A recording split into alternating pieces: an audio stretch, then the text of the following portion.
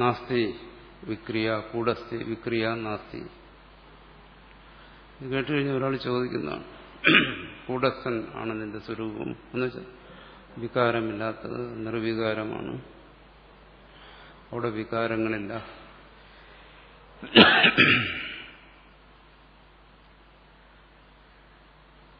നീ സത്സ്വരൂപനാണ്, ജ്ഞാനസ്വരൂപനാണ്, ആനന്ദസ്വരൂപനാണ്. ഇതാണ് അറിയേണ്ടത്. ശരി, പറഞ്ഞു മനസ്സിലായി. പക്ഷെ മനസ്സിലായെങ്കിൽ വീണ്ടും എൻ്റെ ഉള്ളിൽ സംശയങ്ങളെല്ലാം എന്തുകൊണ്ട് വരുന്നു? ഇത് സത്യമാണെങ്കിൽ, ഇതാണ് ചോദിച്ചത്. ഈ പരമാർത്ഥ സത്യമാണെങ്കിൽ എന്തുകൊണ്ട് എന്നിൽ സംശയാദികൾ വരുന്നു? ഞാൻ സത്സ്വരൂപനാണെങ്കിൽ അത് രണ്ടാമതൊന്നും അങ്ങനെ വരാൻ പാടുണ്ടോ എന്നാണ്.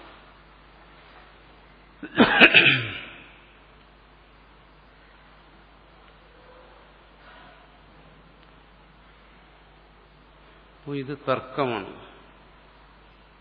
നമ്മൾ അറിയുന്നില്ല, നമ്മൾ ഉന്നയിച്ചിരിക്കുന്ന ഒരു തർക്കമാണെന്നുള്ള കാര്യം. ഞാൻ സത്സ്വരൂപനാണെങ്കിൽ എന്നിൽ എങ്ങനെ സംശയം വരും? എങ്ങനെ അജ്ഞാനം വരും? എങ്ങനെ വിപര്യം വരും? ഇതെന്തുകൊണ്ട് തർക്കം എന്ന് പറയുന്നു? കാരണം അവിടെ ഒരു പക്ഷമുണ്ട്. എങ്കിൽ, അങ്ങനെയാണെങ്കിൽ.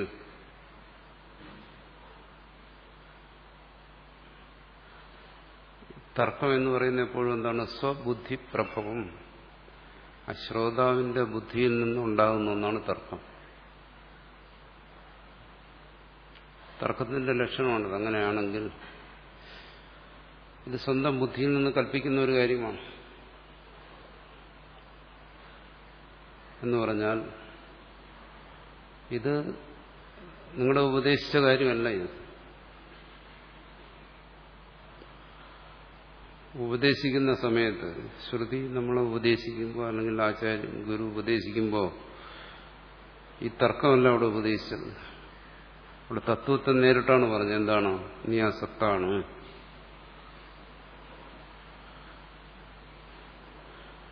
നീ ആനന്ദമാണ്, നീ ജ്ഞാനമാണ്.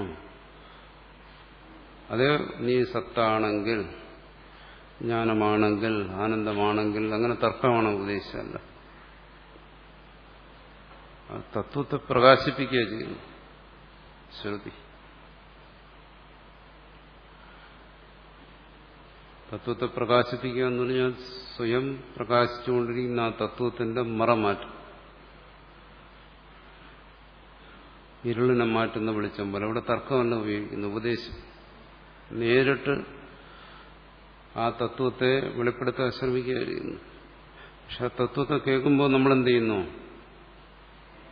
തർക്കത്തെ ആശ്രയിക്കുന്നു, സ്വന്തം ബുദ്ധിയുണ്ട്. അവിടെ പറയുന്നു നൈഷ തർക്കേണ മതിരാപനേയ.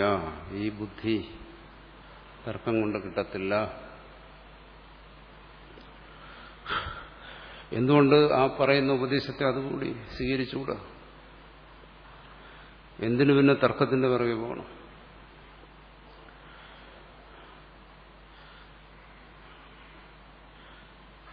എന്താണ് ഇവിടെ ശ്രുതി പറഞ്ഞത്? നീ സത്താണ്, സത്താണെങ്കിൽ എന്ന് പറഞ്ഞില്ല. നീ ജ്ഞാനമാണ്.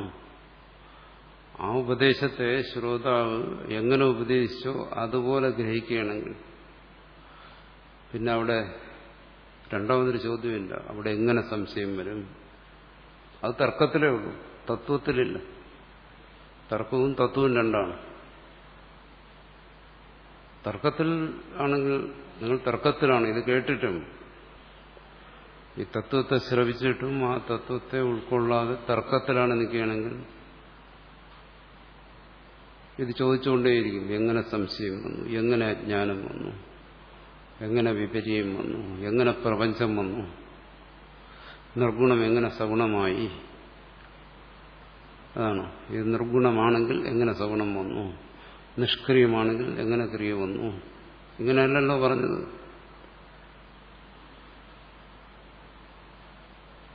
ഇവിടെ ഉപദേശിക്കുന്നത് സ്വസ്വരൂപത്തെയാണ്. അതിനെ തർക്കം കൊണ്ട് ഗ്രഹിക്കാനാണ് നിങ്ങൾ ശ്രമിക്കുന്നത്. ഒരിക്കലും നടക്കത്തില്ല. നൈഷ തർക്കേണ മധുരാപനേയ നമ്മൾ ചർച്ച ചെയ്തതാണ്. അപ്പോൾ എങ്ങനെ അത് ഗ്രഹിക്കാൻ പറ്റും? തർക്കം കൊണ്ട്. മറിച്ച് എന്തിനാ ഇത് ഉപദേശിച്ചത്? ഈ തർക്കത്തെ നിരാകരിക്കാനാണ്, ബുദ്ധിയുടെ വിതർക്കങ്ങളെ നിരാകരിക്കുന്നതിന് വേണ്ടിയിട്ട്. നേരിട്ട് വെളിച്ചമടിക്കുകയാണ്, ടോർച്ചടിക്കുകയാണ്. എന്തിന്? ഇരുളിനെ മാറ്റാൻ വേണ്ടി. പക്ഷെ നമ്മളെന്ത് ചെയ്യുന്നു?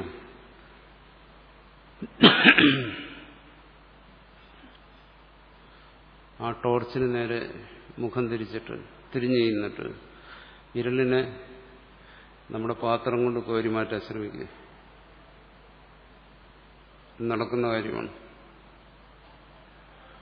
അതാണ് തത്വത്തെ നേരിട്ട് ഗ്രഹിക്കേണ്ട സ്ഥാനത്ത് തർക്കവുമായിട്ട് അതിന്റെ നേരെ ചെല്ലുക. അപ്പം അതുകൊണ്ട് പ്രയോജനമല്ല. ആജീവനം മരണം വരെ ഈ തർക്കം തുടർന്നുകൊണ്ടേയിരിക്കും. അപ്പോൾ തത്വത്തിൽ എങ്കിൽ അങ്ങനെ ഒരു വിഷയമേ ഉദിക്കുന്നില്ല. പ്രകാശം വന്നാൽ അവിടെ ഇരുള് പോവും. പിന്നെ അവിടെ പക്ഷേ പ്രകാശം വന്നാൽ പിന്നെ ഇരുള് നിൽക്കുമോ? ഇരുള് പോകുമോ? പോയ ഇരുൾ എങ്ങനെയായിരിക്കും? ഇത്തരം തർക്കങ്ങൾക്ക് അവിടെ യാതൊരു സ്ഥാനമില്ല. ഉപദേശം അതാണ്. അവിടെ എന്താ ഗ്രഹിക്കേണ്ടത്? സത്താണ്, നിഷ്ക്രിയമാണ്, നിരാകാരമാണ്, ജ്ഞാനമാണ്. അത് ഗ്രഹിച്ചാൽ പിന്നെ രണ്ടാമത് തർക്കത്തിന് എങ്കിൽ അവിടെ ഒന്നും വരുന്നില്ല. പിന്നെ ഇവിടെ ഒരു സംശയം, വിപര്യം, അജ്ഞാനം ഉണ്ടായിട്ട് വേണ്ടേ ചോദിക്കാൻ. അതാണ് നിശ്ചയം.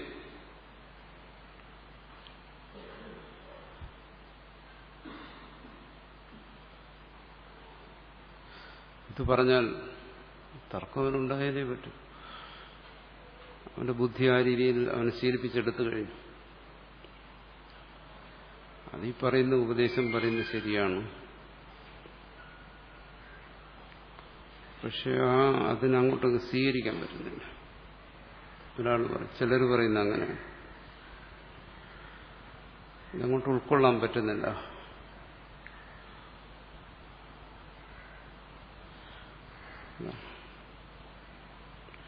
ഇവിടെ പ്രത്യേകിച്ച് ഉൾക്കൊള്ളാനുള്ള ഒരു ശ്രമത്തിന്റെ ആവശ്യമില്ല. നിങ്ങൾ അന്ധകാരത്തിലിരിക്കുന്നു, അവിടെ വെളിച്ചം വന്നു. എന്താ വെളിച്ചത്തെ കാണാൻ നിങ്ങൾ പ്രത്യേകിച്ച് പരിശ്രമം പോലും ചെയ്തു? അത് സ്വാഭാവികമാണ്. കണ്ണുണ്ടെങ്കിൽ കാണും, കണ്ണില്ലാത്തവൻ കാണത്തില്ല. ഇത്രയേ ഉള്ളൂ. പ്രത്യേകിച്ചൊരു ശ്രമത്തിന്റെ ആവശ്യം അവിടെ ഇല്ല. ഉപദേശത്തിന്റെ രഹസ്യം അതാണ്. ഉപദേശത്തെ ഗ്രഹിക്കുക എന്ന് പറയുന്നൊരു ജോലി മാത്രമേ ഉള്ളൂ. കണ്ണു വേണം, അത് ശരിയാ. പിന്നെ അവിടെ താനൊരു പരിശ്രമം, അതിന്റെ ആവശ്യമില്ല. അപ്പൊ ചിലർ പറയുമോ, അത് ഈ പറയുന്നതൊന്നും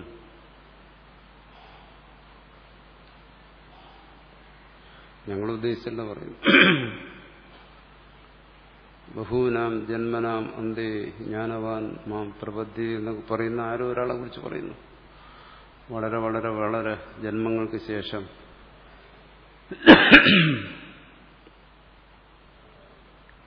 ഒരുവൻ എന്നെ പ്രാപിക്കുമെന്ന് പറഞ്ഞിരിക്കുന്നു, ജ്ഞാനവാൻ. അപ്പോൾ ആ വളരെ വളരെ ജന്മങ്ങൾക്ക് ശേഷം സംഭവിക്കുന്ന കാര്യത്തെയാണ് ഇപ്പൊ പറയുന്നത്. ഇത്രയും സാമട്ടിൽ ഈസി ആയിട്ട്. അതിപ്പോഴത്തെ കാര്യമല്ല പറയുന്നത്.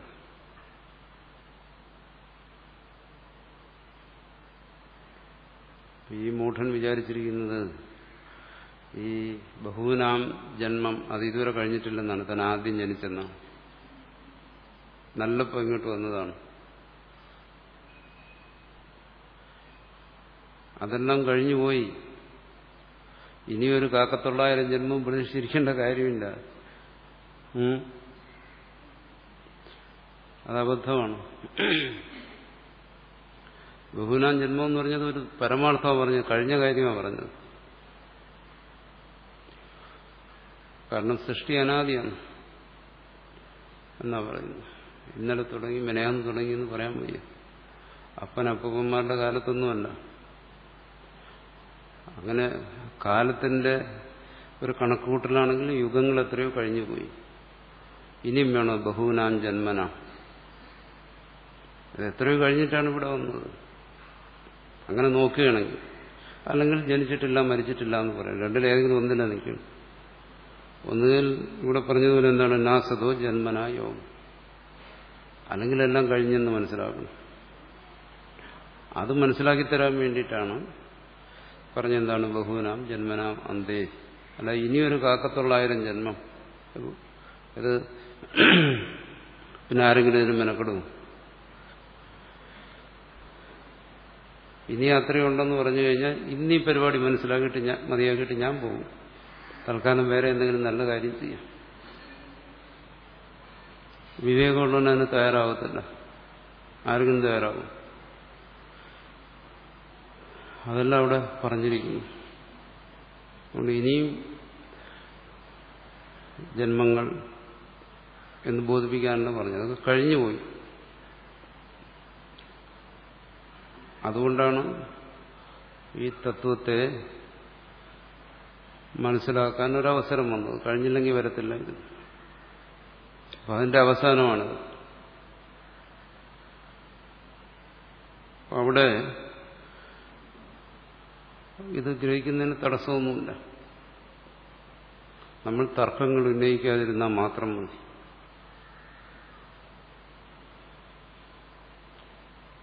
വെളിച്ചമുണ്ട് കണ്ണടച്ചു കഴിഞ്ഞാൽ പിന്നെന്ത് ചെയ്യും? ആ കണ്ണടയ്ക്കലാണ് നമ്മൾ പറയുന്നത് ഇനിയും ഒരു 10,000 ജന്മങ്ങളൂടെ ഉണ്ട്. ഇതെവിടെ എഴുതി വെച്ചിരിക്കുന്നത്? 10,000 ജന്മമുണ്ടെന്ന്.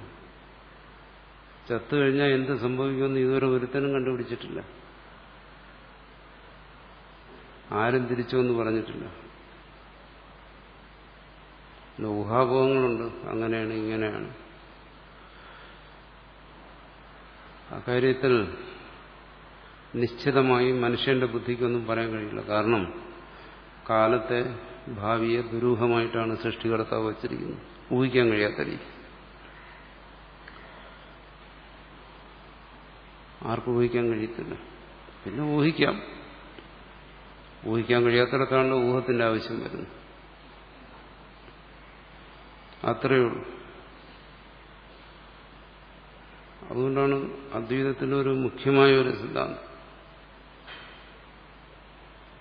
അദ്വൈതികൾ ആവർത്തിച്ച് പറയുന്ന ഒരു കാര്യം, എപ്പോഴാണോ നിങ്ങൾ ഇത് കേൾക്കുന്നത്, അത് കേൾക്കുമ്പോൾ പറയുന്ന ഭാഷയിലൂടെ നിങ്ങൾ പറയുന്ന കാര്യത്തെ ഗ്രഹിക്കാൻ കഴിഞ്ഞാൽ ആ സമയം നിങ്ങൾക്ക് ആ ബോധം ഉണ്ടായി കഴിഞ്ഞു.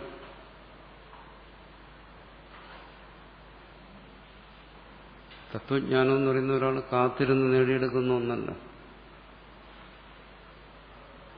അത് ശ്രവണസിദ്ധമാണ് എന്ന്. പിന്നെ വരുന്ന പോരായ്മകൾ, ആ പോരായ്മകൾ എന്തെന്ന് കണ്ടറിഞ്ഞ് പരിഹരിക്കുകയാണ് ബാക്കിയുള്ള ജോലി. അത് ബോധത്തിന് വേണ്ടിയുള്ള ഒരു പരിശ്രമമുണ്ട്.